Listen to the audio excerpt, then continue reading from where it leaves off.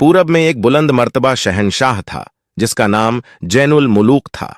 उसके 4 बेटे थे और एक 5वां बेटा पैदा हुआ जो निहायत खूबसूरत और ज़हीन था।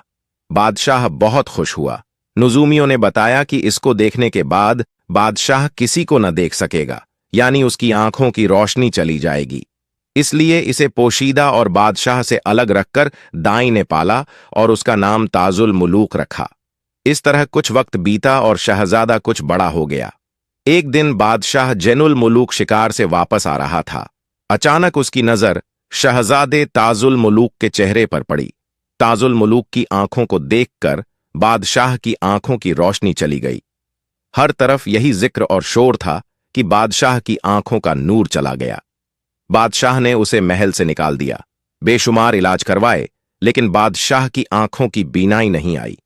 आखिरकार आंखों का बहुत पुराना और तजुर्बेकार कहाल यानी आंखों का इलाज करने वाला मुआलिज या हकीम बुलाया गया।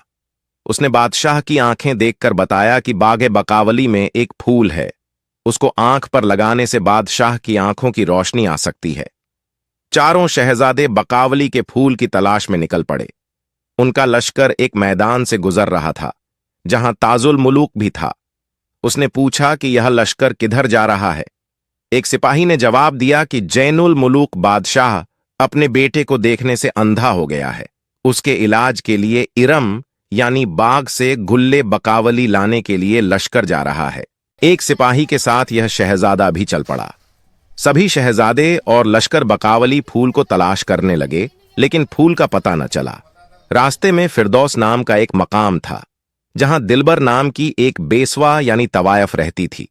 वह जिसको मालदार देखती थी उसे अपने घर बुला लेती थी। बैठाकर जुए का जिक्र करके उसके साथ चौसर यानी पासे का खेल खेलती थी। अपनी खूबी और धोखे से सबको हरा देती और सब कुछ लूटकर उसे कैदी बना लेती थी। यह चारों शहजादे भी उसके पास फंस गए और सब कुछ हार कर उसके कैदी बन गए। ताजुल मुलूक खबर लेने के लिए फिरता हुआ वहां पहुंचा और चारों भाइयों के जुए में हारने की खबर सुनकर हैरान हो गया और बोला, या इलाही, इस लश्कर पर यह क्या तबाही पड़ी है। एल शहजादे को एक दाई घर के बाहर मिली। उसका एक लड़का खो गया था। शहजादा उसके खोए हुए लड़के का हमशक्ल था। बोली, वह के नाम क्या है तेरा। फर्जंद इसी शक्ल का था मेरा। बोला, वह के नाम तो नहीं याद, बचपन ही में हुआ हूं मैं, खाना बर्बाद।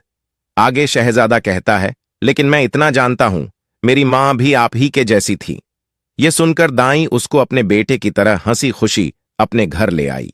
उससे शहजादे ने अपने भाइयों का हाल सुना तो उसे बहुत दुख हुआ और उसने दाया से दरियाफ्त किया कि वह कौन है जो सबको जुए में शिकस्त दे देती है। दाया ने बताया कि दिलबर नाम की एक तवायफ है जो जुआ खेलने में माहिर है। वह हर एक को शिकस्त दे देती है, मालो असबाब ले लेती है और अपना कैदी बना लेती है। यह सुनकर शहजादे को गैरत आई। उसने कुछ दिन इधर उधर घूम फिर कर माहिरीन से चौसर यानी पासे का खेल खेलने में महारत हासिल कर ली। एक रोज उसको एक अमीर नेक आदमी मिला। वह शहजादे को अपने घर ले आया और उसको भारी लिबास और पैसा दिया।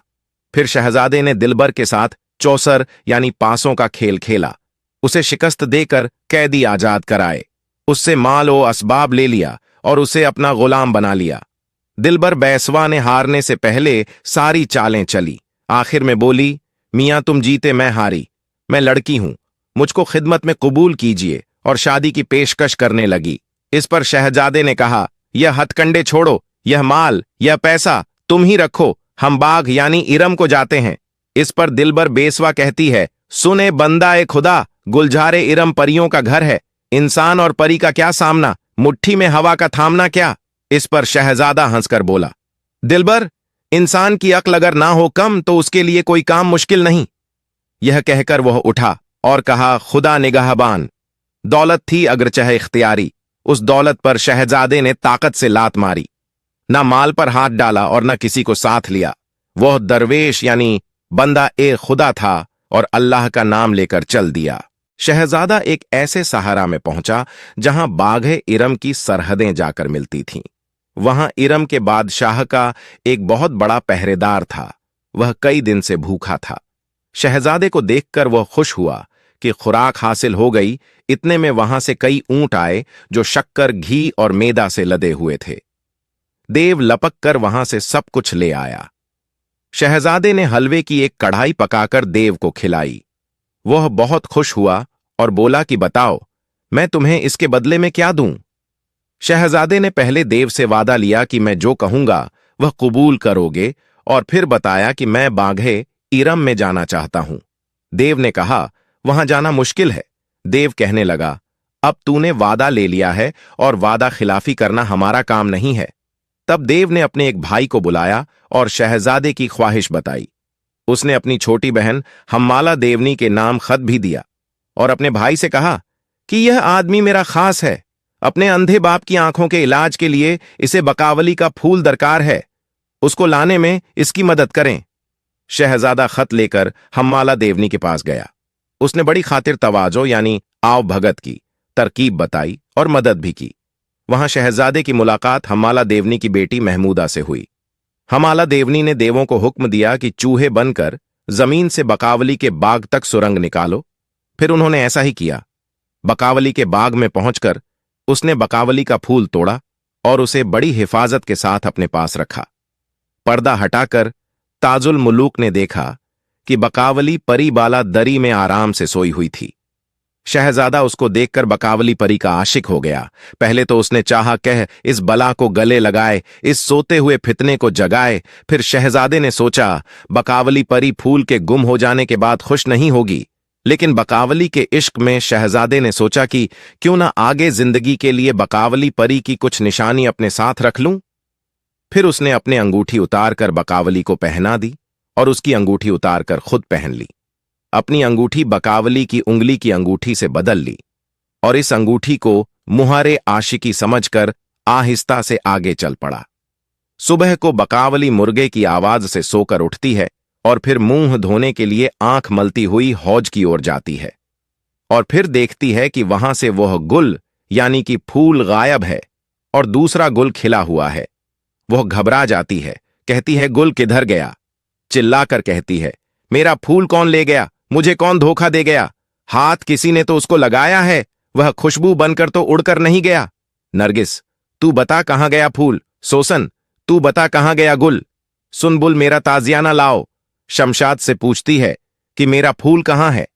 जिसने मेरा फूल चुराया है उसे सूली पर चढ़ा दो। बकावली का गुस्सा देखकर उसकी खवासें यानी खिदमत गुजार घबरा जाती हैं। फिर बकावली परी कहती है, खुदाया मेरा फूल कौन ले गया? कोई अपनों में से ही लेकर गया है।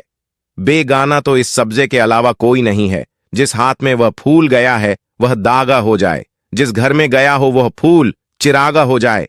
फिर कहती है, अफसोस, मेरी गफलत की वजह से वह फूल चला गया।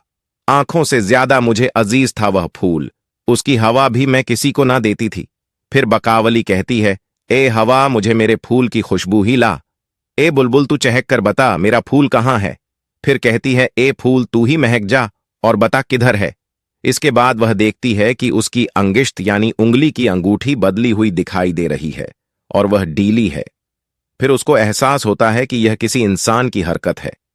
फिर उसका गुस्सा और ज्यादा बढ़ जाता है कि किसी इंसान की इतनी हिम्मत हुई कि वह यहां आया, मुझको छुआ।